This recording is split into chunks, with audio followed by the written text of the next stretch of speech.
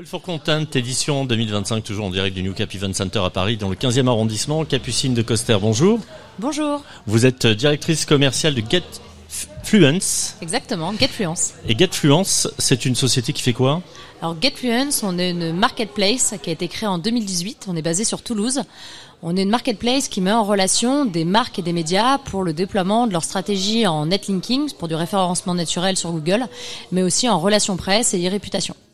Donc vous accompagnez des clients à être mieux référencés sur Google par exemple. Exactement. Mais pas que Google, j'imagine. Pas que Google, exactement. On va aller travailler aujourd'hui.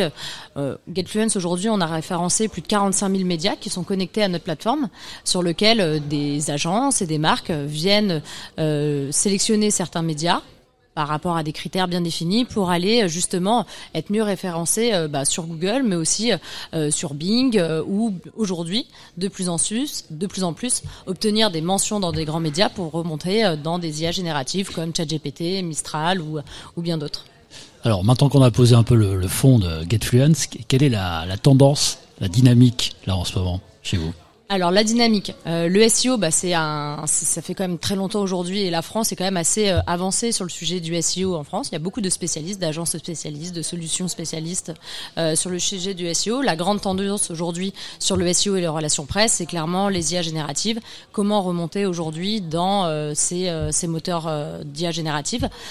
Donc aujourd'hui, nous chez GetFluence, ça fait plus de 6 mois qu'on travaille avec des partenaires techniques, mais aussi avec beaucoup d'éditeurs sur des produits qui permettraient aujourd'hui aux marques de mieux remonter dans des requêtes de prompt dans ces IA, d'émerger en fait. Exactement. En pole position. Quand il y a une recherche. Voilà. Ouais. On sait qu'aujourd'hui le trafic généré par ces IA, il reste encore assez faible. Ça reste encore vraiment minime par rapport à ce que peut être les réseaux sociaux ou bien Google.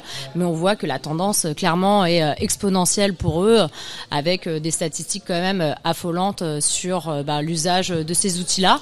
Et clairement, on se positionne dessus en partenariat avec les agences et les éditeurs pour créer des produits qui soient dans la lignée des besoins aujourd'hui des marques. Alors c'est vrai que Google est en train de préparer l'après Google, la deuxième phase, en incluant de plus en plus l'IA.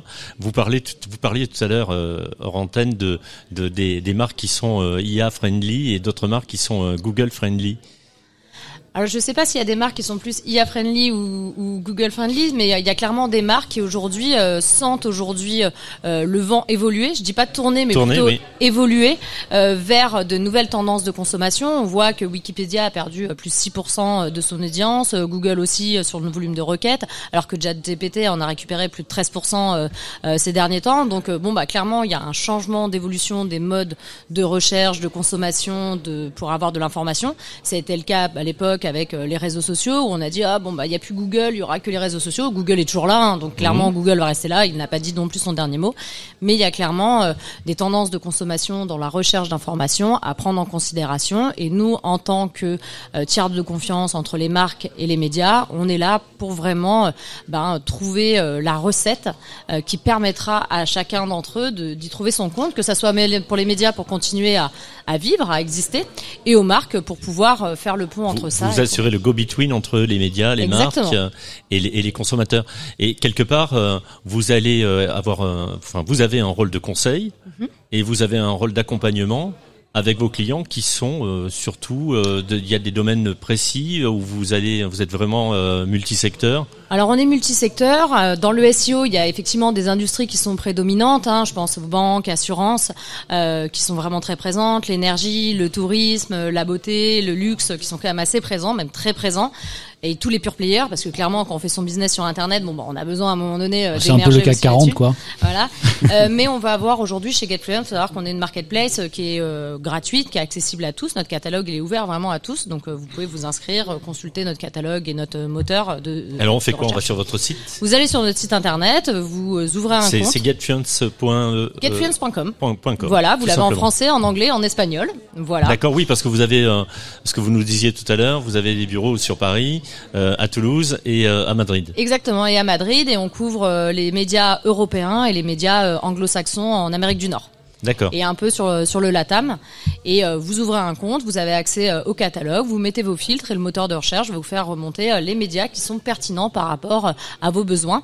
Vous pouvez vous mettre en relation directe avec ces médias, leur soumettre un brief et eux sont libres d'accepter ou de refuser de diffuser une publication vous concernant. Alors, le principe, c'est vraiment de faire gagner de la visibilité, mais peut-être pas de façon automatique, c'est à la demande. C'est ça. Un client peut avoir une demande différente dans 6 mois. Il peut aller sur des produits qui vont vous demander à vous de travailler différemment, d'avoir une approche différente, toujours avec ce principe de conseil et d'accompagnement.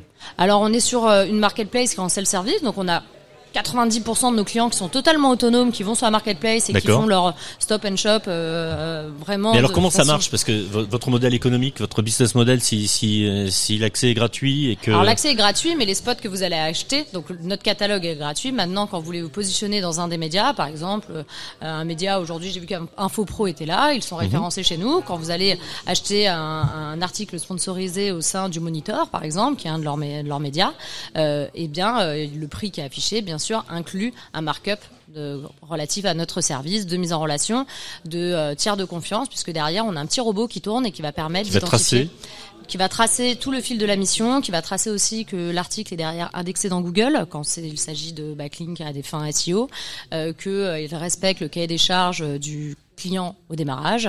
Et nous, on est là dans toute la prolongation de ces étapes de vente jusqu'à la diffusion.